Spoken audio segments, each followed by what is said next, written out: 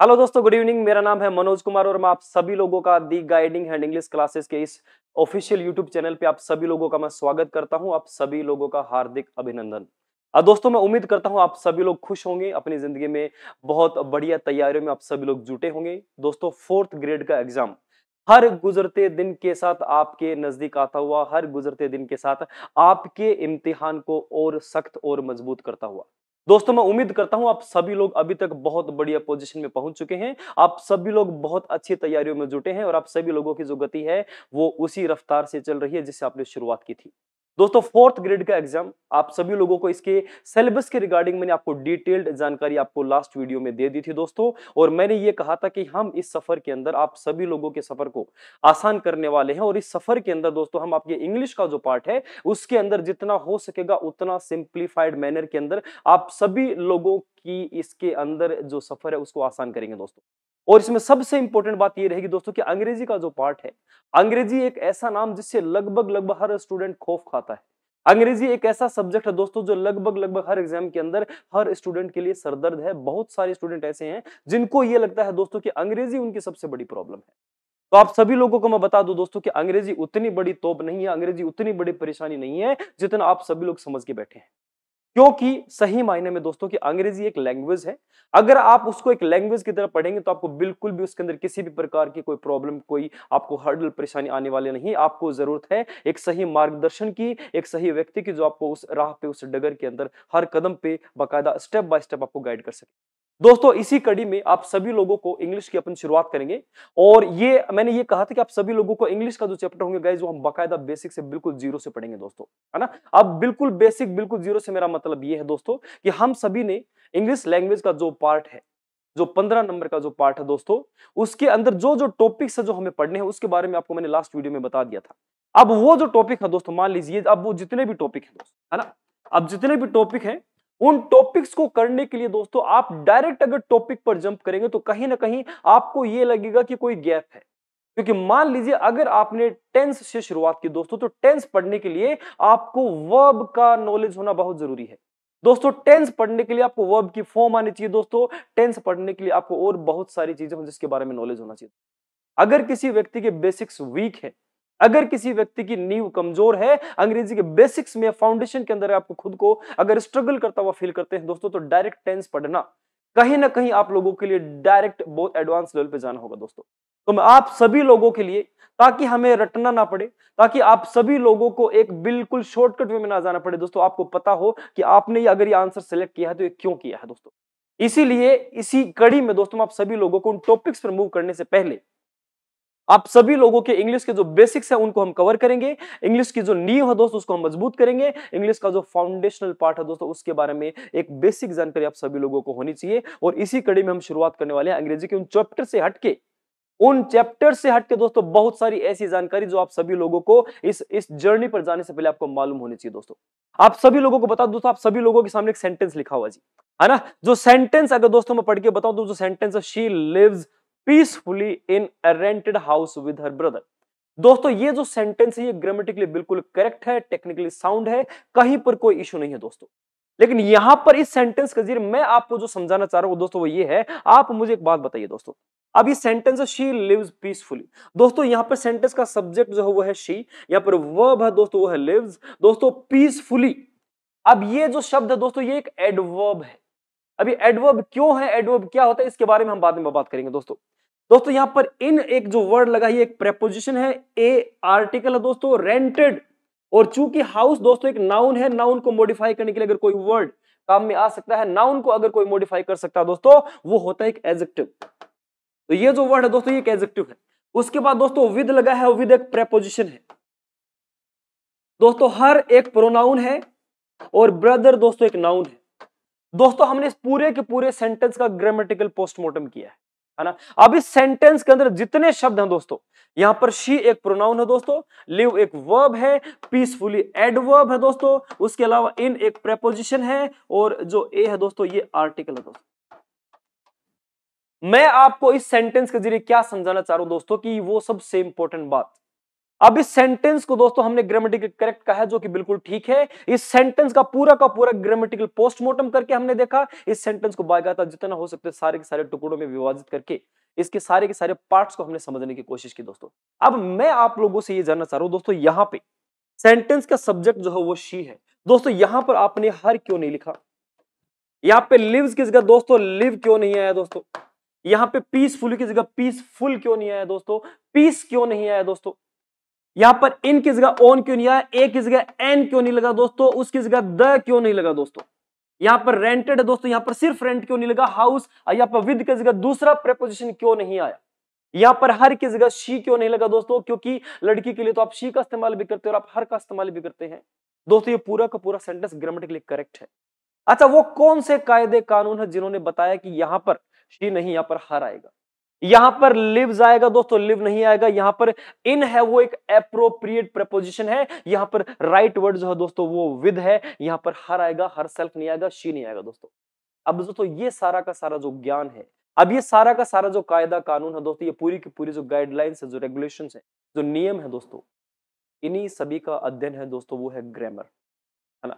और इन्हीं के बेस पे आप सभी लोगों की लैंग्वेज की अंडरस्टैंडिंग को मापा जाता है और जांचा जाता है दोस्तों। ग्रामर के अंदर आपकी जो जांच होगी दोस्तों, वो आपकी इसी नॉलेज की होगी कि यहां पर ये जो शब्द लगे हैं दोस्तों, ये ऐसे क्यों लगे हैं। और अगर आप बिना किसी एक प्रॉपर वे के जाएंगे दोस्तों, तो कहीं ना कहीं रटने वाला काम होगा। आपको मालूम होना चाहिए कि यहां पर हर क्यों आया दोस्तों। दोस्तों यहां पर हर इसलिए आया क्योंकि विद एक प्रेपोजिशन है, और प्रेपोजिशन के बाद प्रेपोजिशन का ऑब्जेक्ट होता है दोस्तों। और ऑब्जेक्ट कौन होता है दोस्तों? नाउन या प्रोनाउन। और अगर ऑब्जेक्ट की जगह प्रोनाउन रखेंगे तो उसका ऑब्जेक्टिव फॉर्म आएगा दोस्तों। अब इसके पीछे ये रूल है दोस्तों। ये कहां पर आया? ये प्रोनाउन के चैप्टर में आया दोस्तों, है ना। उसके अलावा दोस्तों बात करें यहां पर इन क्यों आया दोस्तों? क्योंकि जब आप किसी स्टैटिक पोजीशन का जिक्र करते हैं दोस्तों, तो आप प्रेपोजिशन इन का इस्तेमाल करते हैं। सेंटेंस का सब्जेक्ट दोस्तों यहां पर शी लगा, शी क्यों लगा? यहां पर हर क्यों नहीं लगा दोस्तों?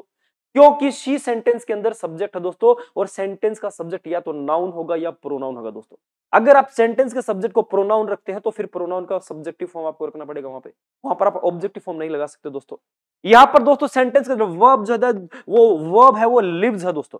और ये लिव्स क्यों आया? क्योंकि सेंटेंस का जो सब्जेक्ट है दोस्तों वो शी है, और शी जो है दोस्तों वो सेंटेंस का सब्जेक्ट है जो कि सिंगुलर है।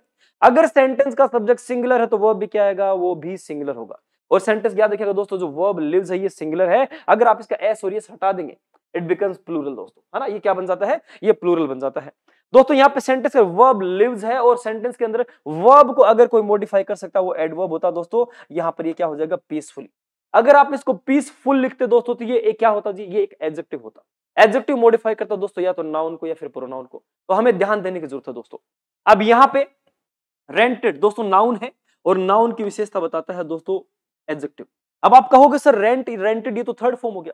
तो दोस्तों याद रखिएगा, वर्ब का थर्ड फॉर्म एडजेक्टिव की तरह बिहेव कर सकता है, वो मॉडिफाई करने का काम कर सकता है। अगर वो मॉडिफाई कर सकता है दोस्तों तो फिर वो एडजेक्टिव। दोस्तों इन सारे के सारी गाइडलाइंस को, इन सारे के सारे रूलों के अध्ययन को अपन ग्रामर कहते हैं। What is grammar? Grammar is basically a way in which we use all the rules to form a proper and meaningful sentence. दोस्तों ग्रामर वो रूल्स हैं जिनका हम इस्तेमाल करके एक प्रॉपर सेंटेंस बनाते हैं बाकायदा सीक्वेंस में, जिसका मीनिंग निकलता है और एक प्रॉपर ऑर्डर के अंदर सारी की सारी चीजें मैनेज, है ना। अब इन सारे के सारी चीजों का अध्ययन ग्रामर है। चलो दोस्तों ये तो था एक बेसिक ओवरव्यू, एक लैंग्वेज का हेलीकॉप्टर, एक हेलीकॉप्टर व्यू। लेकिन मैं आप सभी लोगों को बता दूं कि दोस्तों हमने कहा था कि हम शुरुआत बिल्कुल जीरो से बिल्कुल बेसिक से करने वाले। अब मैं आप सभी लोगों से ये जानना चाहूंगा कि अंग्रेजी का जीरो क्या है। जब एक व्यक्ति अंग्रेजी पढ़ना शुरू करता है, जब किसी बच्चे को स्कूल में डाला जाता है दोस्तों, जहां से आपने, जहां से मैंने, और जहां से आपके घर में हर बच्चे ने अंग्रेजी पढ़ी है दोस्तों, तो उसका जब अंग्रेजी से परिचय करवाया गया तो उसे क्या पढ़ाया गया? उसको अंग्रेजी की शुरुआत कहां से की थी दोस्तों? आप सभी लोगों को मालूम होगा। आप सभी लोगों की स्क्रीन पे दोस्तों एक छोटा सा सवाल है, और सवाल यह है दोस्तों कि how many alphabets are there in English language. दोस्तों the question is how many alphabets are there in English language. दोस्तों ये एक ऐसा सवाल है जिसका बहुत सारे लोग गलत जवाब देते हैं, है ना। दोस्तों शुरुआत अल्फाबेट से होती है। सबसे पहले बच्चों को अंग्रेजी में अल्फाबेट सिखाया जाता है दोस्तों। अंग्रेजी के अल्फाबेट से उसका इंट्रोडक्शन होता है दोस्तों। अभी अल्फाबेट मैं आप सभी लोगों से ये जानूं कि अगर अंग्रेजी में अल्फाबेट कितने होते हैं तो सब बताए। ज्यादातर लोग दोस्तों जो जवाब देते हैं ना वो कहते हैं सर अंग्रेजी में अल्फाबेट जो है दोस्तों वो कितने होते हैं? वो 26 होते हैं। ज्यादातर लोगों का ये जवाब होता है कि इंग्लिश में अल्फाबेट 26 होता है। आप सभी लोगों को बता दो दोस्तों, अंग्रेजी में अल्फाबेट 26 नहीं होता है। याद रखिए वो क्यों नहीं होता, क्योंकि अंग्रेजी में अल्फाबेट जो है ना दोस्तों वो सिर्फ एक होता है। जी बिल्कुल सही सुना आपने। क्या आप बात कर रहे हो सर, हम 20 सालों से पढ़ रहे हैं, एक थोड़े ना होता। जी बिल्कुल एक होता सर। आप ध्यान से सुनिएगा दोस्तों, ये एक क्यों होता है। दोस्तों सबसे पहले आप ये समझिए, जो वर्ड है अल्फाबेट, दोस्तों इसका मीनिंग क्या है, इसका क्या मतलब होता है दोस्तों, अल्फाबेट का क्या मतलब, ध्यान से देखिएगा एक बार। दोस्तों अल्फाबेट को अगर अपन हिंदी में बात करें दोस्तों, बहुत बढ़िया दोस्तों, अल्फाबेट को इंग्लिश में हिंदी में क्या कहते हैं दोस्तों, अल्फाबेट को हिंदी में कहा जाता है दोस्तों वर्णमाला। क्या कहते हैं जी, अल्फाबेट को दोस्तों हम वर्णमाला कहते हैं। अच्छा, वर्णमाला को अगर आप तोड़ के देखेंगे तो आपको क्या समझ में आएगा दोस्तों, वर्णमाला का मतलब एक ऐसी माला जो किससे बनी है दोस्तों, वो वर्णों से बनी। आप ध्यान दीजिएगा दोस्तों, मान लीजिए दोस्तों ये क्या कहना चाह रहा है कि ये वर्णमाला है। वर्णमाला का मतलब एक ऐसी माला जो किससे बनी है दोस्तों, जो वर्णों से बनी है। और इस माला की जो शुरुआत होती है दोस्तों, ये होती है ए से, और इस माला का जो एंड होगा दोस्तों वो किससे होगा, वो होगा जेड से। अब आप इसको एक बार मेरी नजर से देखिए, है ना, आप एक बार मेरी नजर से देखो, यहां पर ए से लेके जेड तक मान लीजिए दोस्तों ये पूरी की पूरी एक ट्रेन है। क्या है, ये एक ट्रेन है। ध्यान दीजिएगा, मैंने कहा कि अल्फाबेट 26 नहीं होते, एक होता है। अभी एक क्यों होता है इसका रीजन बता रहा हूं, ध्यान से सुनना दोस्तों। ध्यान दीजिएगा, अंग्रेजी में मान लीजिए दोस्तों कि अंग्रेजी में अल्फाबेट जो मैंने कहा कि वो कितना होता है जी, वो एक होता है। अब एक क्यों होता है दोस्तों, क्योंकि अल्फाबेट को कहते हैं दोस्तों वर्णमाला। वर्णमाला का मतलब एक ऐसी माला जो किससे बनी है, वर्णों से बनी है। दोस्तों इस माला की शुरुआत होती है ए से और खत्म होता है जेड पे। आप इसको ऐसे देखिए दोस्तों कि ए से लेके जेड तक मान लीजिए एक ट्रेन है। क्या है, एक ट्रेन है दोस्तों। इस ट्रेन में जो डब्बे हैं, इस ट्रेन के जो बोगीज हैं, इस ट्रेन के जो कोचेज हैं दोस्तों, वो 26 हैं। अब आप सभी लोगों से मेरा एक छोटा सा सवाल है, जो कि अगर डब्बे 26 है तो ट्रेन कितनी है दोस्तों, तो मैं उम्मीद करता हूं आप सभी लोगों का आंसर होगा एक। तो दोस्तों याद रखिएगा, मैं कहना क्या चाह रहा हूं कि अल्फाबेट किसको कहते हैं, इन डब्बों को अल्फाबेट नहीं कहते गए। अब इस डब्बों के पूरे ग्रुप को, इस पूरे के पूरे समूह को अल्फाबेट कहा जाता है दोस्तों। तो जो समूह है वो एक है, ग्रुप एक है, इस ग्रुप के जो मेंबर्स है दोस्तों वो 26 है। याद रखिएगा, आज के बाद अगर आप लोगों से कोई सवाल पूछे कि अंग्रेजी में अल्फाबेट कितने होते हैं, तो द आंसर शुड बी 1।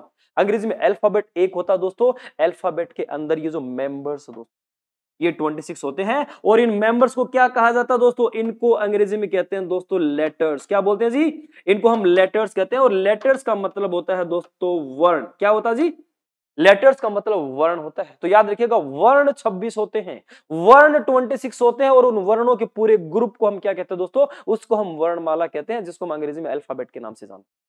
बहुत बढ़िया, आई होप आप सभी लोगों को ये बात समझ में आई होगी। और ये बहुत इंपॉर्टेंट बात है दोस्तों, आप ऐसे याद रखिएगा कि ये परिवार एक है, इस परिवार के सदस्य 26 हैं। ये क्लास एक है, इस क्लास के अंदर स्टूडेंट्स 26 हैं। दोस्तों ये टीम एक है, इस टीम के जो प्लेयर्स हैं वो 26 हैं। आई होप आप सभी लोगों को ये सारी की सारी चीजें बहुत बढ़िया तरीके से समझ आई होंगी दोस्तों। चलिए आगे बढ़ते हैं। हमने यहां तक क्या पढ़ा दोस्तों, हमने यहां तक ये पढ़ा कि अंग्रेजी में अल्फाबेट जो दोस्तों वो कितना होता है, वो एक होता है जी। बहुत बढ़िया। अब ये लेटर्स कितने होते हैं मित्रों, ये होते हैं जी 26। बहुत बढ़िया जी, ध्यान देने की बात है, बहुत इंपॉर्टेंट बात है। अगर अंग्रेजी में अल्फाबेट अगर एक होता है, एक ही होता है guys, है ना दोस्तों, याद रखिएगा अगर वो एक होता तो आप उसमें कभी भी एस और यस नहीं लगाएंगे भाई। जो चीज अपने आप में है ही एक। और हालांकि आप लोगों को बता दूं कि अल्फाबेट को अनकाउंटेबल माना जाता है दोस्तों। और अगर वो अनकाउंटेबल है तो फिर वो उसके साथ एस और एस नहीं लगेगा दोस्तों। याद रखिएगा, इसके साथ हम ना तो आर्टिकल लगाएंगे, ना ही इसके साथ एस और एस लगेगा, क्योंकि हम इसको सिंगुलर की तरह ट्रीट करेंगे दोस्तों। तो जो लोग अल्फाबेट के अंदर एस और एस लगाते हैं दोस्तों, वो गलत है। लेकिन इसका मतलब ये नहीं है कि अंग्रेजी में अल्फाबेट्स नाम का शब्द नहीं है दोस्तों।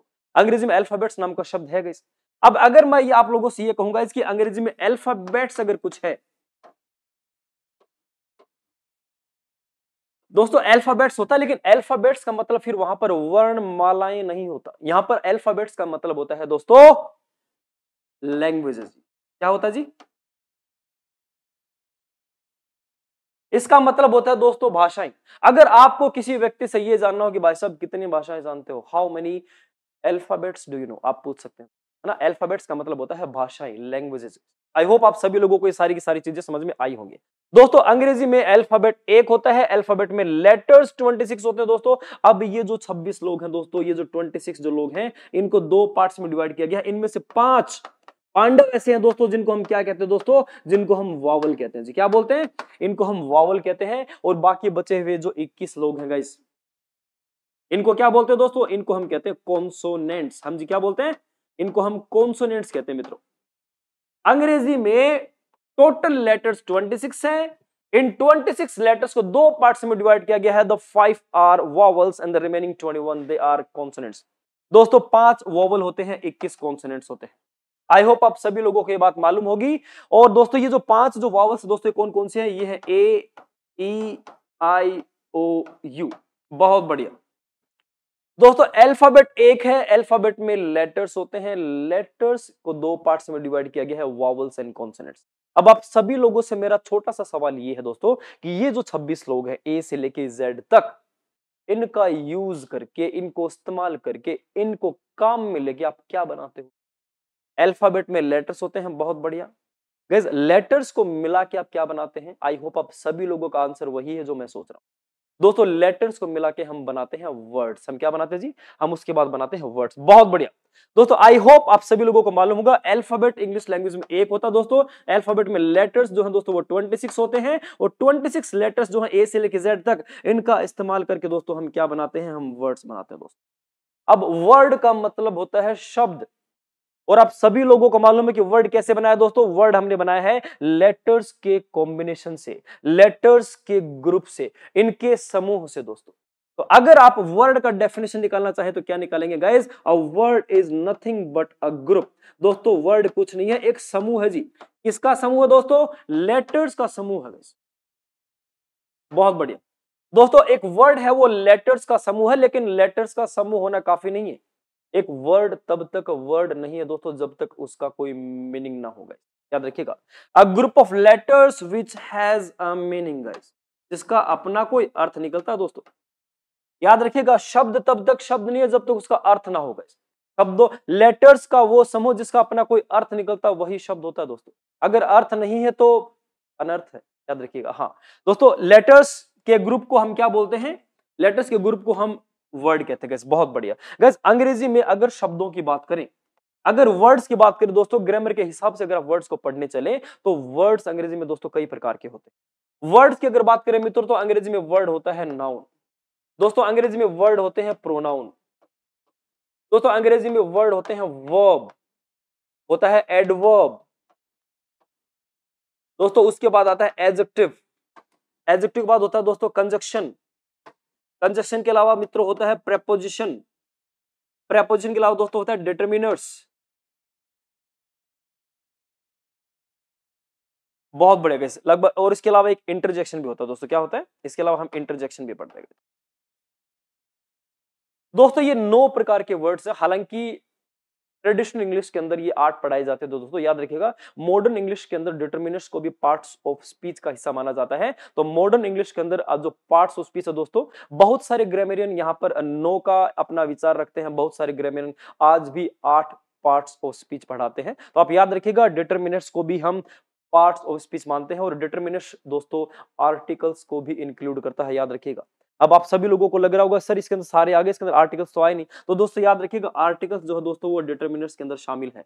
डिटरमिनर्स क्या होता है दोस्तों? डिटरमिनर्स होता है अ ग्रुप ऑफ वर्ड्स जिसके अंदर आप आर्टिकल को भी इंक्लूड कर लेते हैं। आई होप आप लोगों को यहां तक सारी की सारी बातें समझ में आ गई होंगी। दोस्तों हमने शुरुआत किया था अल्फाबेट से। अल्फाबेट एक होता है, अल्फाबेट में लेटर्स 26 होते हैं जिनका इस्तेमाल करके हम वर्ड बनाते हैं दोस्तों। अब आप सभी लोगों से मेरा छोटा सा एक सवाल है, बहुत बड़े, कि वर्ड तो बना लिया गुरुदेव, अब ये बताओ वर्ड्स को मिला के क्या बनाओगे? अब आप सभी लोगों से मेरा एक छोटा सा सवाल है कि आप वर्ड्स को मिला के क्या बनाते हो? आप शब्दों के समूह से क्या फॉर्म करते हो दोस्तों? शब्दों को मिला के किस चीज की आप रचना करते हो? तो बहुत सारे लोगों का जो जवाब आता है, और जो पिछले मेरे शैक्षणिक अनुभव का जो मैंने पढ़ा है दोस्तों, बहुत सारे स्टूडेंट्स का जो जवाब मुझे आज तक मिला है वो लगभग ये होता है दोस्तों कि वो बोलते हैं सर वर्ड्स को मिला के तो सेंटेंस बनता है। और उनका जवाब गलत नहीं है दोस्तों। वर्ड्स को मिला के ऑफ कोर्स सेंटेंस बनता है, लेकिन सेंटेंस दोस्तों दिल्ली है और दिल्ली अभी दूर है दोस्तों। याद रखिएगा, वर्ड के बाद में डायरेक्ट सेंटेंस नहीं आता मित्रों। वर्ड्स के बाद में एक दो स्टैंड और आते हैं जहां पर ये गाड़ी रुकती है दोस्तों। वर्ड्स को मिला के हम फ्रेजेस भी बनाते हैं दोस्तों। वर्ड्स को मिला के हम क्लोजेस भी बनाते हैं, और वर्ड्स को मिला के फिर सेंटेंस भी बनता है दोस्तों, है ना। और एक सेंटेंस है दोस्तों, उसमें एक से ज्यादा क्लोजेस हो सकते हैं। तो कहीं ना कहीं अगर वैल्यू में, अगर इंपॉर्टेंस में देखा जाए तो जो सेंटेंस है दोस्तों वो एक से ज्यादा क्लोजेस को समाहित करता है। तो कहीं ना कहीं एक क्लोज से बड़ा यूनिट है दोस्तों। और कहीं ना कहीं एक जो क्लोज है दोस्तों, वो कहीं ना कहीं इंपॉर्टेंस में एक फ्रेज से बड़ा यूनिट है दोस्तों, है ना। अब उन चीजों के बारे में पढ़ते हैं दोस्तों। अब वर्ड्स को मिला के हमने क्या बनाया मित्रों, उसके बाद दोस्तों याद रखिएगा वर्ड्स को मिला के बनता है एक फ्रेज, और दोस्तों फ्रेज के बाद में एक आता है जी क्लोज। अब ये फ्रेजेस क्या हैं, ये क्लोजेस क्या हैं दोस्तों, ये आप सभी लोगों को मालूम होना चाहिए। आप सभी लोगों को, हालांकि ये आपके एग्जाम का कोई बहुत डिटेल्ड हिस्सा नहीं है, लेकिन एज अ स्टूडेंट आप सभी लोगों को मालूम होना चाहिए कि जो फ्रेजेस और जो क्लोजेस दोस्तों ये क्या चीज होती है। आप सभी लोगों को एक बेसिक आइडिया मैं दे देता हूं, हालांकि एग्जाम के अंदर आपको इससे रिलेटेड कोई बहुत ज्यादा क्वेश्चन आपको आने वाले हैं नहीं, है ना। हालांकि क्लोजेस से रिलेटेड बहुत सारी इंपॉर्टेंट चीजें हैं दोस्तों, आपको जो एग्जाम के अंदर आएंगे दोस्तों, है ना, तो आपको मालूम होना चाहिए। दोस्तों आप सभी लोगों को बता दूं कि अल्फाबेट में लेटर्स होते हैं, लेटर्स को मिला के हमने वर्ड बनाया दोस्तों। वर्ड्स के ग्रुप को हम क्या कहते हैं, हम फ्रेज कहते हैं। अच्छा दोस्तों, वर्ड्स के ही ग्रुप को क्या कहते हैं, हम क्लोजेस कहते हैं। अब याद रखिएगा शब्दों के समूह से ही हम फ्रेजेस बनाते हैं, शब्दों के समूह से ही हम क्लोजेस बनाते हैं दोस्तों। फर्क क्या है, ध्यान देना दोस्तों। अगर फ्रेज की बात करें मित्रों, तो फ्रेज जो है दोस्तों, फ्रेज जिसको हम हिंदी में वाक्यांश कहते हैं जी, क्या कहते हैं, इसको हम वाक्यांश कहते हैं, ठीक है। अच्छा फ्रेज क्या चीज होती है दोस्तों, डेफिनेशन हमने क्या देखा दोस्तों कि फ्रेज जो है, जो फ्रेज है मित्रों वो क्या है, ध्यान देना एक बार। फ्रेज वाक्यांश है। अगर डेफिनेशन की बात करें दोस्तों, तो फ्रेज जो होता है वो होता है अ ग्रुप, किसका जी, अ ग्रुप ऑफ वर्ड्स। बहुत बढ़िया, शब्दों का समूह होता है दोस्तों, और जिसका अपना मीनिंग निकलता है, जिसका अपना एक अर्थ होता है ना। अब ध्यान दीजिएगा दोस्तों, आप सभी लोगों के सामने मैं कुछ एक फ्रेजेस लिख रहा हूं, आई होप आप सभी लोगों को अच्छे से समझ में आएगा। मान लीजिए एक फ्रेज लिखा गया, on the table in the car. दोस्तों आप लोगों के सामने लिखे हुए दोनों के दोनों फ्रेजेस हैं, क्यों है सर, ध्यान दीजिएगा। अच्छा इसको एक बार इस डेफिनेशन के तराजू में तोलने की कोशिश करिएगा दोस्तों। डेफिनेशन क्या बोलता है, फ्रेज क्या होता है, अ ग्रुप ऑफ वर्ड जिसका अपना क्या हो जी, मीनिंग हो। बहुत बढ़िया, बहुत बढ़िया। कितने वर्ड्स है गाइस, 1 2 एंड 3। दोस्तों अ ग्रुप ऑफ वर्ड्स हुआ कि नहीं हुआ, शब्दों का समूह हुआ कि नहीं हुआ जी, बिल्कुल हुआ गाइस, बहुत बढ़िया। अच्छा इसका अपना मीनिंग भी होता है। अच्छा ऑन दी टेबल, क्या मीनिंग हुआ जी, ऑन द टेबल का मतलब होता है दोस्तों टेबल के ऊपर। आई होप आप सभी लोगों ने भी यही अर्थ निकाला होगा। दूसरे की अगर बात करें मित्र, तो वो है इन द कार। दोस्तों यहाँ पे 3 वर्ड्स हैं, ये शब्दों का समूह है, बिल्कुल है जी। अर्थ क्या हुआ, इन द कार का मतलब होता है कार के अंदर, अर्थ भी निकल रहा है। फ्रेज क्या होता है, शब्दों का एक समूह जिसका अपना अर्थ निकलता हो। बहुत बढ़िया। अब एक छोटी सी बात बताइए, ये एक शब्दों का समूह है, बिल्कुल है। अर्थ निकलता है, बिल्कुल निकलता। पूरा निकलता है क्या, क्या इसका कंप्लीट मीनिंग है, क्या इतना बोल के लास्ट में फुल स्टॉप लगाया जा सकता है, क्या इतना कह के आप अपनी बात पूरी कर सकते हो, क्या इतना कह के आप सभी लोग अपने कथन को पूरा करके सामने वाले को अपनी पूरी बात बता सकते हो। तो मैं उम्मीद करता हूं आप सभी लोगों का आंसर होगा नो, क्योंकि आप इतना कह के आप अपनी बात पूरी नहीं कर सकते। मान लीजिए आप पूरे दिन में किसी व्यक्ति से पहली बार मिले, आपने हाथ मिला के उसको ये कहा कि 12 बजे, वो कहेगा क्या, 12 बजे क्या। अब उसके दिमाग में एक छोटा सा क्वेश्चन है कि सर 12 बजे क्या। अब आप उसको बताओगे कि आज की जो क्लास है वो 12 बजे है, अब वो समझ जाएगा। अब ये पूरा का पूरा एक कथन है और उसको अच्छे से समझ में आ गया। लेकिन आपने अगर किसी व्यक्ति को सिर्फ इतना बोला कि 12 बजे, तो उसके दिमाग में कंफ्यूजन आएगा। उसको ये तो समझ में आएगा कि 12 बजे आप कुछ कहना चाह रहे हो, लेकिन उसको ये नहीं पता क्या कहना चाह रहे हो। आप अपनी पूरी बात आप एक फ्रेज के जरिए नहीं रख सकते हो दोस्तों। इसीलिए फ्रेज को वाक्यांश कहा जाता है, वाक्य का एक छोटा सा अंश, पूरा नहीं है दोस्तों, अंश। और जो चीज अपने आप में है ही अंश, वो पूरा कैसे होगा जी, है ना। इसका डेफिनेशन खुद चीख चीख के बोल रहा है कि अर्थ पूरा नहीं होता दोस्तों। तो डेफिनेशन में क्या कहेंगे, a phrase is basically a group of word जिसका अपना मीनिंग होता है, लेकिन कंप्लीट मीनिंग नहीं होता दोस्तों। इस बात को ध्यान में रखिएगा, ये बहुत इंपॉर्टेंट है। आई होप आप सभी लोगों को समझ में आ गया होगा कि एक फ्रेज क्या होता है दोस्तों। अगर फ्रेजेस को थोड़ा और डिटेल में पढ़ा जाए तो इसको फिर noun phrase, verb phrase, adverb phrase, prepositional phrase, दोस्तों बहुत डीप में जाया जा सकता है, जो आपके काम का नहीं है अभी के लिए, है ना। आप याद रखिएगा कि फ्रेजेस जो क्या होते हैं दोस्तों, फ्रेज बेसिकली शब्दों का एक समूह होता है जिसका अपना मीनिंग तो होता है, लेकिन कंप्लीट मीनिंग नहीं होता। आई होप आप सभी लोगों को ये बात समझ में आ गई होगी दोस्तों। थोड़ा सा और आगे बढ़ते हैं, है ना। दोस्तों फ्रेजेस के बाद में, अगर इसके बाद में कोई दूसरा अगर कोई यूनिट आता है, तो वो क्या है मित्रों, वो एक क्लोज है। वो क्या है, वो एक क्लोज है। डेफिनेशन की अगर बात करें तो डेफिनेशन लगभग लगभग मिलता जुलता दोस्तों।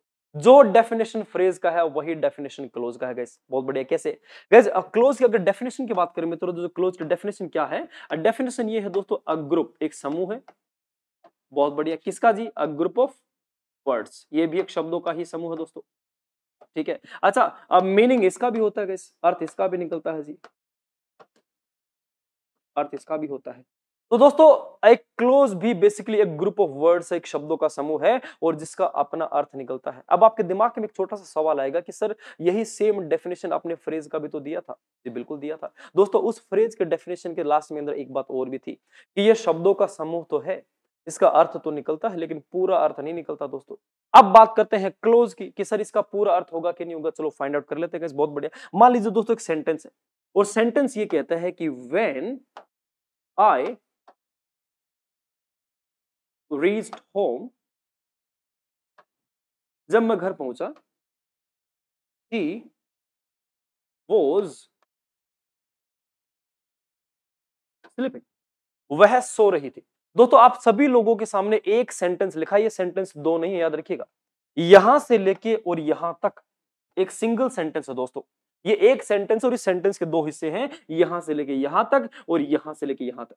दोस्तों ये दोनों के दोनों क्लोजेस हैं, ये दोनों के दोनों क्लोजेस हैं। और क्लोजेस को हिंदी में क्या कहते हैं पता है? इसको आप हिंदी में हम कहते हैं दोस्तों उपवाक्य। क्या बोलते हैं जी? इसको हम उपवाक्य कहते हैं। बहुत बढ़िया। क्लोजेस क्या होता है? उपवाक्य होता है, शब्दों का एक समूह होता है दोस्तों जिसका अपना मीनिंग होता है। बहुत बढ़िया। अब इसमें कितने शब्द हैं जी? 1 2 3 4। इसमें 4 वर्ड्स हैं, बिल्कुल है जी। अच्छा मीनिंग क्या हुआ दोस्तों? व्हेन आई रीच्ड होम का इसका मतलब हुआ जब मैं घर पहुंचा। अर्थ निकल रहा है? बिल्कुल निकल रहा है जी। बहुत बढ़िया। दूसरे पार्ट की बात करते हैं 1 2 एंड 3। कितने शब्द हो गए दोस्तों? 3 वर्ड्स हो गए। मीनिंग क्या हुआ? वह सो रही थी। अर्थ निकल रहा है? बिल्कुल निकल रहा है गाइस। अब बात करते हैं कंप्लीट मीनिंग की दोस्तों। अब सबसे इंपॉर्टेंट बात है कि इसका पूरा अर्थ निकलता है कि निकलता है। एक बार के लिए ये मान के चलिए, मान लीजिए दोस्तों कि ये वाला पार्ट जो है वो सेंटेंस में नहीं है। मान लीजिए ये वाला हिस्सा सेंटेंस में है ही नहीं। अब आप मुझे ये बताइए, क्या इस वाले हिस्से को कह के आप अपनी बात पूरी कर सकते हैं? क्या ये कंप्लीट सेंस देता है दोस्तों? क्या इतना कह के फुल स्टॉप लगाया जा सकता है? आई होप आप सभी लोगों को भी वही आंसर होगा जो मेरा है। दोस्तों आप इतना कह के अपनी बात पूरी नहीं कर सकते। आप सिर्फ इतना बोल के सामने वाले को अपना कंप्लीट आइडिया कन्वे नहीं कर सकते हैं। मान लीजिए अगर आप किसी व्यक्ति को ये कहते कि जब मैं घर पहुंचा, वो आपसे सवाल पूछेगा फिर क्या हुआ? इसका मतलब ये कहीं ना कहीं अपने आप में पूरा नहीं है दोस्तों। तो इसका कंप्लीट में हुआ कि नहीं हुआ जी? बिल्कुल नहीं हुआ दोस्तों। बहुत बढ़िया। उसके बाद दोस्तों शी वॉज स्लीपिंग, वह सो रही थी दोस्तों। अब यहाँ पे दोस्तों ये वाला जो पार्ट है ना, ये क्लोज है guys, और इसका अपना कंप्लीट मीनिंग है। अगर आप किसी व्यक्ति को ये बोलते हैं कि वह सो रही थी, इतना क्या कि आप फुल स्टॉप लगा सकते हो, ये बात पूरी है ना। ये क्लोज है और ये क्लोज कंप्लीट क्लोज है। अब आप लोगों को बता दूं दोस्तों कि इसका डेफिनेशन पूरा कर लीजिए। दोस्तों क्लोज क्या होता है? ग्रुप ऑफ वर्ड जिसका अपना मीनिंग होता है और इसका जो कंप्लीट मीनिंग है दोस्तों वो नहीं भी होता और होता भी है ना। इसका कंप्लीट मीनिंग नहीं है और इस वाले हिस्से का कंप्लीट मीनिंग है दोस्तों। अब आप मुझे ये बताइए कि दोस्तों आप सभी लोगों को बताओ इनमें डिफरेंस क्या है जी, है ना। दोस्तों डिफरेंस ये है कि ये दोनों के दोनों क्लोजेस हैं, बिल्कुल है जी। एक जो क्लोज है दोस्तों वो डिपेंडेंट है, दूसरा इंडिपेंडेंट है दोस्तों। दोस्तों पहले वाला जो पार्ट है ये एक डिपेंडेंट क्लोज है। कौन सा क्लोज है जी? ये डिपेंडेंट क्लोज है। और ये वाला जो पार्ट है दोस्तों ये इंडिपेंडेंट क्लोज है। कौन सा क्लोज है? ये एक इंडिपेंडेंट क्लोज है दोस्तों। ये इंडिपेंडेंट इसलिए है दोस्तों क्योंकि इस क्लोज को इस वाले क्लोज की जरूरत नहीं है। अगर ये एकमात्र अगर अकेला खड़ा है दोस्तों तो भी इसका अपना कंप्लीट मीनिंग है और इतना कह के आप अपनी बात खत्म कर सकते हो। लेकिन अगर ये वाला हिस्सा नहीं है तो इसका अपना कोई रेलेवेंस नहीं है। It can not stand alone as a sentence. ये अपने आप के अंदर अकेला खड़ा रह के सेंटेंस का काम नहीं कर सकता है दोस्तों। आई होप आप सभी लोगों को ये बात बहुत भली बात तरीके से समझ में आई होगी। अब दोस्तों इन दोनों चीजों के अंदर जो हमने पढ़ा, हमने फ्रेज पढ़ा, हमने क्लोज पढ़ा दोस्तों। हमने क्लोज और फ्रेज पढ़ा, दोनों के दोनों शब्दों के समूह है जी, बिल्कुल है। दोनों का अर्थ निकलता जी निकलता है। फर्क किस चीज का है? कंप्लीट मीनिंग का। फ्रेज का कंप्लीट मीनिंग नहीं होता। On the other hand close का कंप्लीट मीनिंग होता भी है और नहीं भी होता। डिपेंड करता है कि वो क्लोज कौन से टाइप का है ना। अब एक बात और ध्यान में रखनी दोस्तों, एक जो फ्रेज होता है ना दोस्तों, आपको उसके अंदर कभी भी आपको सब्जेक्ट और वर्ब नहीं मिलेगा दोस्तों। आपको इसके अंदर ये दो चीजें नहीं होती। आपको क्लोज के अंदर अपना खुद का सब्जेक्ट और वर्ब हमेशा मिलेगा। एंड यही चीज ऐसी है जो कि एक क्लोज को फ्रेज से अलग करती है दोस्तों। एक क्लोज कभी भी फ्रेज नहीं हो सकता। क्यों नहीं हो सकता गाइस? क्योंकि क्लोज के अंदर आपको हमेशा ये दो लोग अवश्य मिलेंगे। कौन से? सब्जेक्ट और वर्ब। याद रखिएगा, बहुत इंपॉर्टेंट बात है। चलिए हम कहां तक आए दोस्तों? हमने पढ़ाई की अल्फाबेट, अल्फाबेट में लेटर्स, लेटर्स को मिला के हमने वर्ड बनाया, वर्ड्स के जरिए हमने फ्रेजेस बनाए, वर्ड्स के जरिए हमने क्लोजेस फॉर्म किए दोस्तों। और उसके बाद आता है सेंटेंस। जी दोस्तों दिल्ली पहुंच गए हम। और सेंटेंस क्या होता है? सेंटेंस के बारे में हम क्या जानते हैं दोस्तों? सेंटेंस के बारे में आई होप आप सभी लोगों की परिभाषा भी वही होगी जो मेरी है दोस्तों। सेंटेंस को हम बचपन से पढ़ते आए हैं और सेंटेंस का जो डेफिनेशन है वो थ्रू आउट हमको सेम पढ़ाएगी कि शब्दों का वो समूह जिसका पूरा अर्थ निकलता हो जी, वो सेंटेंस होता है जी। और आज तक वही डेफिनेशन दोस्तों, कुछ नहीं बदला। सेंटेंस क्या होता है दोस्तों? सेंटेंस शब्दों का वो समूह है जिसका अपना कंप्लीट मीनिंग होता है। A meaningful combination of words, एक शब्दों का समूह जिसका कंप्लीट मीनिंग हो दोस्तों। बहुत बढ़िया, अब ध्यान दीजिएगा दोस्तों। उसके बाद में लास्ट आखिरी जो इकाई है दोस्तों वो क्या है, वो है एक सेंटेंस। और सेंटेंस का डेफिनेशन हमने क्या पढ़ा, सेंटेंस होता है दोस्तों शब्दों का समूह जिसका पूरा अर्थ निकलता हो। याद रखिएगा, अकेला अर्थ लिखने से काम नहीं चलता। सेंटेंस जो होता है दोस्तों वो होता है a group of words which gives complete meaning. दोस्तों शब्दों का समूह जिसका पूरा अर्थ निकलता हो। बहुत बढ़िया। अब आप सभी लोगों के सामने मैं बताना चाहूंगा दोस्तों कि जो सेंटेंस है, उस सेंटेंस के बारे में हमें अभी तक क्या समझ में आया। सेंटेंस क्या होता है दोस्तों, एक सेंटेंस जो होता है वो दोस्तों वो ग्रुप ऑफ वर्ड्स होता है, ठीक है जी। उसका मीनिंग होता है जी, बिल्कुल होता है। कंप्लीट मीनिंग जी, बिल्कुल होगा जी। उसके अंदर अपना सब्जेक्ट और वर्ब हमेशा मिलेगा आपको, जी याद रखिएगा दोस्तों। एक सेंटेंस होने के लिए इतना रिक्वायरमेंट है, एक सेंटेंस होने के लिए आपको ये चार चीजें आपको आवश्यक है। एक सेंटेंस के अंदर जनरली कुछ इस प्रकार की चीजें आपको देखने को मिलेंगी। क्या होता है एक सेंटेंस दोस्तों, सेंटेंस जो है दोस्तों वो शब्दों का वो समूह है जिसका अपना अर्थ निकलता है, पूरा अर्थ भी निकलता है। उसमें आपको सब्जेक्ट और वर्ब दो चीजें जरूर मिलेगी, याद रखिएगा। अब मैं इस चीज के ऊपर इतना फोकस क्यों कर रहा हूं दोस्तों, सेंटेंस के ऊपर दोस्तों, क्योंकि आप सभी लोगों का जो नॉलेज का जो टेस्ट होने वाला वो कहीं ना कहीं एक सेंटेंस के ऊपर होगा दोस्तों। एक सेंटेंस के अंदर आपको त्रुटियां दी गई होंगी, एक सेंटेंस के अंदर आपको वर्ब के इश्यूज होंगे, आपको इश्यू दिया गया होगा प्रेपोजिशन का, हो सकता है प्रोनाउन का दोस्तों, इसके अलावा और बहुत सारी चीजों का दोस्तों, है ना। तो आपको मालूम होना चाहिए दोस्तों कि किसी सेंटेंस के अंदर कौन से वाले हिस्से में कहां दिक्कत है। और वो जो सेंटेंस है दोस्तों वो सबसे बड़ा यूनिट है जिसके बारे में हमें नॉलेज होना चाहिए। अब ध्यान देने वाली बात यह है दोस्तों कि जो सेंटेंस है वो क्या है, इस सेंटेंस को बनाने से पहले, इस सेंटेंस को बनाने से पहले, इसकी रचना को समझने से पहले आप सभी लोगों को सेंटेंस की पहचान जरूर है दोस्तों। आपको देख के पता लगना चाहिए दोस्तों कि ये जो सेंटेंस है, ये जो ग्रुप ऑफ वर्ड्स आपके सामने लिखा हुआ है, ये सेंटेंस है या नहीं। आप बनाने से पहले पहचान तो करिए दोस्तों। और इसी कड़ी में आप सभी लोगों के सामने मैं कुछ एक सेंटेंस प्रेजेंट कर रहा हूं दोस्तों। आप सभी लोगों के सामने कुछ एक ग्रुप ऑफ वर्ड्स लिखे हैं, आपको करना कुछ नहीं है दोस्तों, आपको मुझे सिर्फ इतना बताना है कि इनमें से कौन सा सेंटेंस है, कौन सा नहीं है। और ये बताने के लिए आपको चार बातें ध्यान रखनी है दोस्तों। और वो क्या है दोस्तों, चार बातें ये है कि सेंटेंस क्या होता है जी, सेंटेंस बेसिकली एक ग्रुप ऑफ वर्ड्स होता है। ओके सर, बहुत बढ़िया। उसका मीनिंग होता है जी, बिल्कुल होता है जी। उसका कंप्लीट मीनिंग बिल्कुल होगा जी। और उसमें आपको दो लोग जरूर मिलेंगे, कौन कौन, सब्जेक्ट वर्ब। बहुत बढ़िया दोस्तों, सेंटेंस होने के लिए अगर ये चार चीजें मौजूद हैं, अगर ये मौजूद हैं तो समझ जाइए सेंटेंस है, अन्यथा नहीं है। बहुत बढ़िया, इन चारों चीजों को दिमाग में रखिएगा और इन सारे के सारों को हम जज करने की कोशिश करते हैं, इन सभी को एनालाइज करते हैं क्या ये सेंटेंस है या। और ये बहुत इंपॉर्टेंट बात, आप सभी लोगों को बहुत कुछ यहाँ पर सीखने को मिलने वाला दोस्तों, ध्यान दीजिएगा। बहुत बढ़िया। अब सबसे पहला है निधि ओपन्ड द डोर। अब दोस्तों इस सेंटेंस का मतलब है कि निधि ने दरवाजा खोला। अच्छा, बात पूरी है अधूरी, पूरी है सर। इतना कह के फुल स्टॉप लगा सकते हैं, बिल्कुल लगा सकते हैं। अच्छा, बहुत बढ़िया। इसमें अपना एक वर्ब है क्या, बिल्कुल है सर, बहुत बढ़िया। अच्छा, किसने किया ये काम गाइस, निधि ने किया गाइस। अच्छा, शब्दों का समूह है, बिल्कुल है जी। सेंटेंस कह सकते हैं क्या, बिल्कुल कह सकते हैं। ग्रुप ऑफ वर्ड्स है, मीनिंग है, कंप्लीट मीनिंग भी और अपना खुद का सब्जेक्ट में वर्ब भी, और क्या चाहिए, मैं चाहिए। बहुत बढ़िया, गाइस पहले वाला सेंटेंस है, बिल्कुल है। अच्छा, आई हेल्प्ड मोहित, मैंने मोहित की मदद की। इतना कह के बात खत्म कर सकते हैं, बिल्कुल कर सकते हैं सर, लास्ट में फुल स्टॉप लग सकता है ना दोस्तों। अपना वर्ब है क्या, बिल्कुल है जी। काम किसने किया जी, आई ने किया, सब्जेक्ट हो गया जी। शब्दों का समूह है, यस। सेंटेंस है क्या, बिल्कुल है गाइस, ये भी एक सेंटेंस है दोस्तों। चलिए नेक्स्ट की बात करते हैं दोस्तों। नेक्स्ट क्या गाइस, शी स्माइल्ड, वह मुस्कुराई। दोस्तों अगर इसकी बात करें शी स्माइल्ड, तो यहां पर आपको ध्यान क्या देना दोस्तों, हमारे पास खुद का वर्ब है, बिल्कुल है गाइस। यहाँ पे सेंटेंस के अंदर सब्जेक्ट है, बिल्कुल है। शब्दों का समूह है दोस्तों, बिल्कुल है जी। अच्छा, शी स्माइल्ड, अर्थ पूरा है क्या जी, बिल्कुल है सर। वह मुस्कुराई, बात पूरी है गाइस, फुल स्टॉप लगा दे, बिल्कुल लगा दो गाइस। अच्छा, दूसरे की अगर बात करें दोस्तों, नेक्स्ट देखिए, तो यहाँ पे शब्दों का समूह भी सेंटेंस है, बिल्कुल है गाइस, है ना। अब आपको हो सकता है यहाँ पे थोड़ा सा डाउट है कि वह मुस्कुराई, ये सेंटेंस कैसे हुआ। अच्छा गाइस, ये एक ऐसा वर्ब है जिसको अपने ऑब्जेक्ट की रिक्वायरमेंट नहीं है। ये एक ऐसा काम है जो दोस्तों यहीं पर खत्म हो गया, ये आगे ट्रांजिट नहीं करेगा, ये किसी ऑब्जेक्ट पे नहीं जाएगा दोस्तों, ये बात यहीं पर खत्म और पूरी है दोस्तों। अच्छा, शी स्माइल्ड, अब गौर से देखिए, वह मुस्कुराई, बहुत अच्छी बात है ना। ही क्राइड, वह रोया, बात खत्म। अब रोने का काम किसी के ऊपर थोड़ा ना होगा दोस्तों, वो किसी को प्रभावित थोड़ा ना, उस काम को कोई रिसीव थोड़ा ना करेगा दोस्तों, है ना। तो याद रखिएगा यहाँ पे। अच्छा, सेंटेंस ऑफ बर्ड्स फ्लाई, बहुत बढ़िया। काम कौन सा हुआ जी, एक्शन कौन सा हुआ फ्लाई करने का, किया किसने जी, बर्ड्स ने किया दोस्तों। सब्जेक्ट भी है, वर्ब भी है, शब्दों का समूह है, बिल्कुल है जी। बर्ड्स फ्लाई, पक्षी उड़ते हैं, बात पूरी है क्या, बिल्कुल है जी, बात पूरी है। पक्षी उड़ते हैं, बारिश होती है, बच्चे खेलते हैं, कुत्ते भौंकते हैं। ये सारे के सारे सेंटेंस है दोस्तों, क्यों है, शब्दों का समूह है, अर्थ निकलता है पूरा, गैस करता है और क्रिया, और क्या चाहिए, बहुत बढ़िया सेंटेंस है जी, बिल्कुल है सर।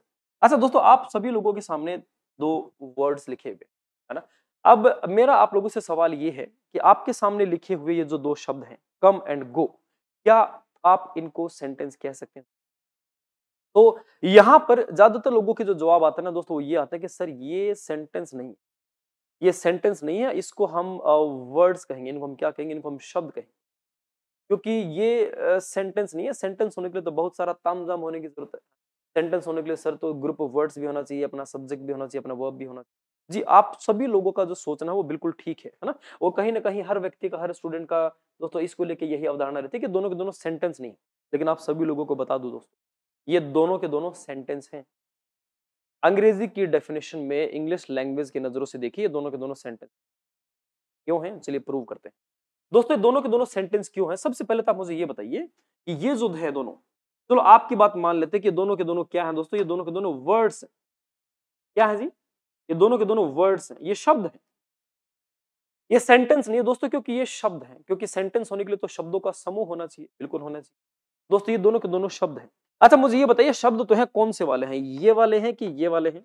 आप कहोगे सर ये वाले हैं। बहुत बढ़िया। दोनों के दोनों क्या है दोस्तों? दोनों के दोनों वर्ब हैं।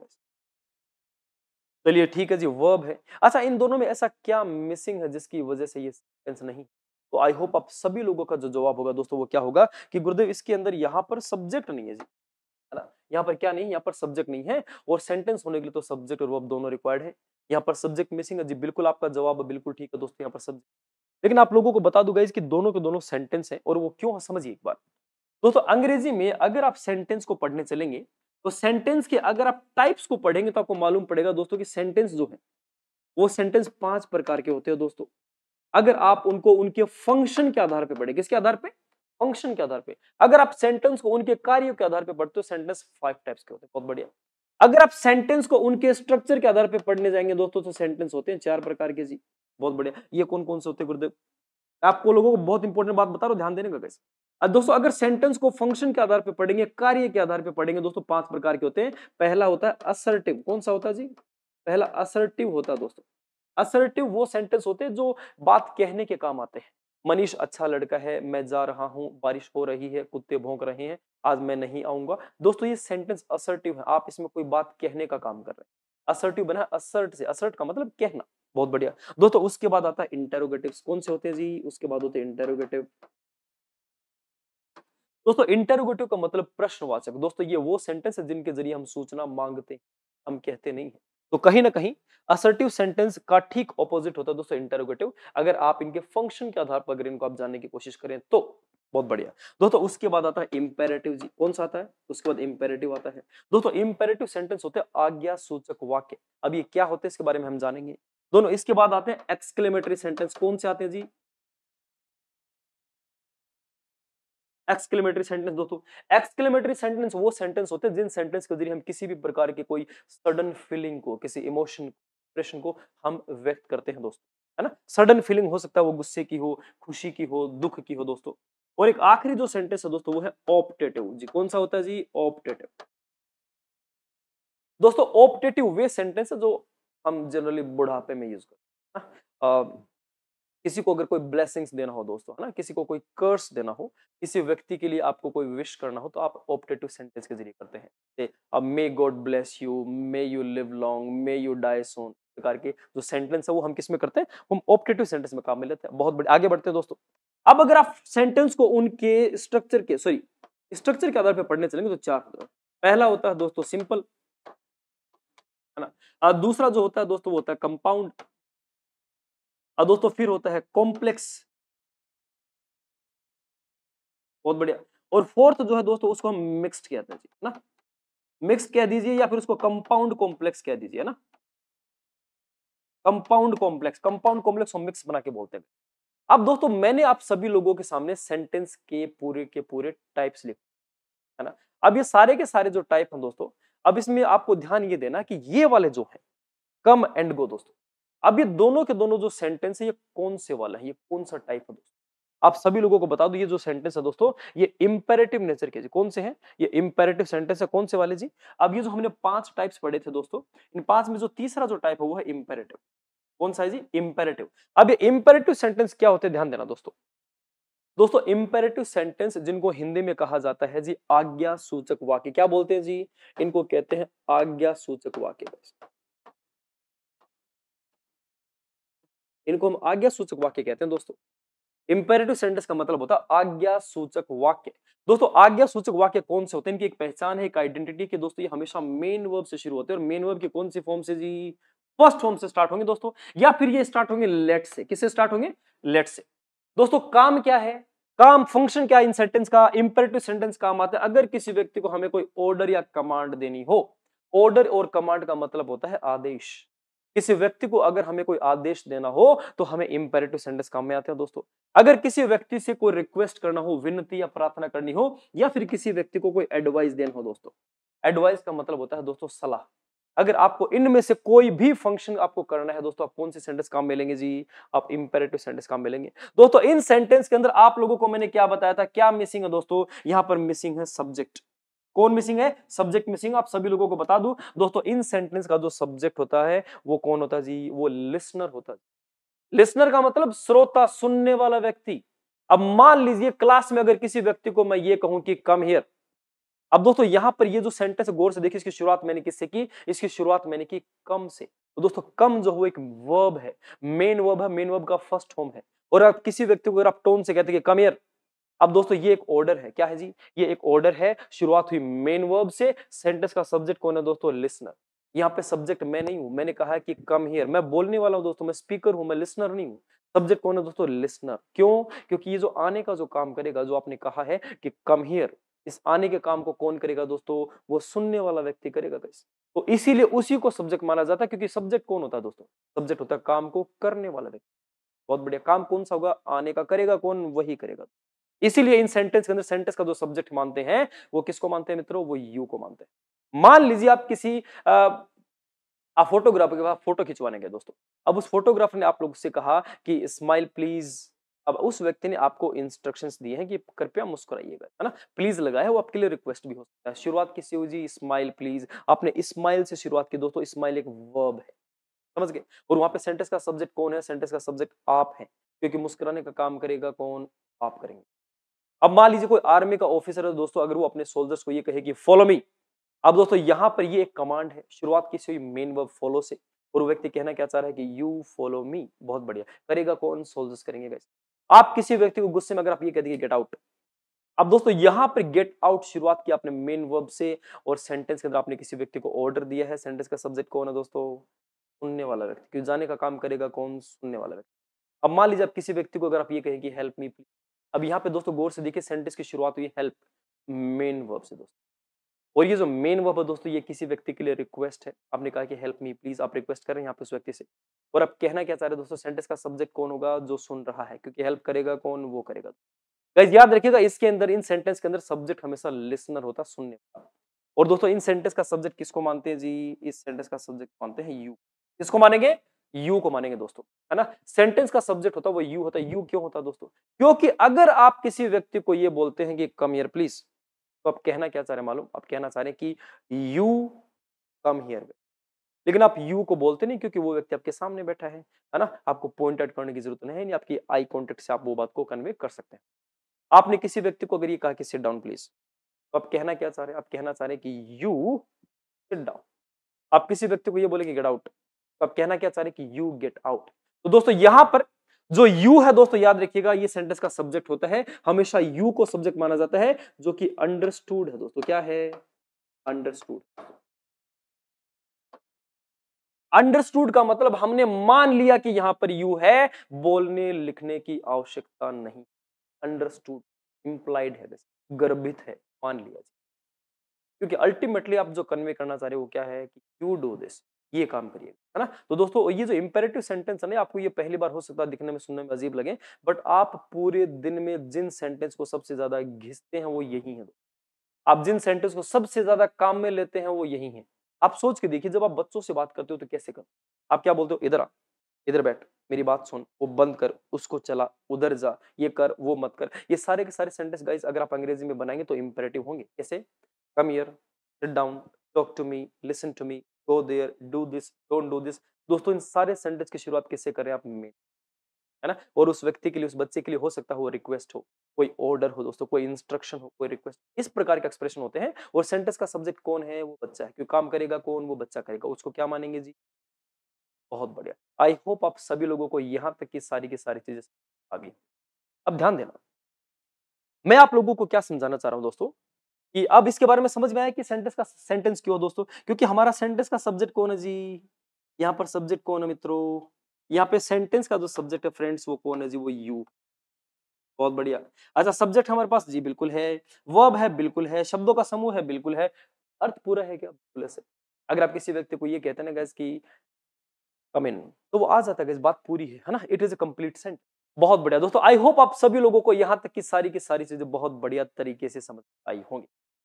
दोस्तों मैंने पूरी कोशिश की कि इन सारी की सारी चीजों को जितना हो सके उतना सिंप्लीफाइड मैनर में आपको समझाया जा सके, और ये सारी की सारी चीजें दोस्तों आपकी लैंग्वेज की नींव बनाने का काम करेंगे। इनको आप मेन टॉपिक्स को पढ़ने से पहले एक बार यहाँ थोड़ा सा गौर कर लीजिएगा, क्योंकि हमारे पास अभी टाइम है, वक्त दोस्तों हमारे पास समय है, अभी मेहनत किया जा सकता है और अभी उस डेडिकेशन के साथ खुद को झोंका जा सकता है, ताकि जाके आपको एग्जाम के अंदर जो रिजल्ट आप डिजायर करते हैं वो आपको मिल सके, आप अपनी चाहे गए रिजल्ट स्कोर को आप अटेम्प्ट कर पाए, और मेरा वादा है आप सभी लोग कर पाएंगे दोस्तों, है ना। लेकिन कोई भी चीज दोस्तों बिना मेहनत के नहीं।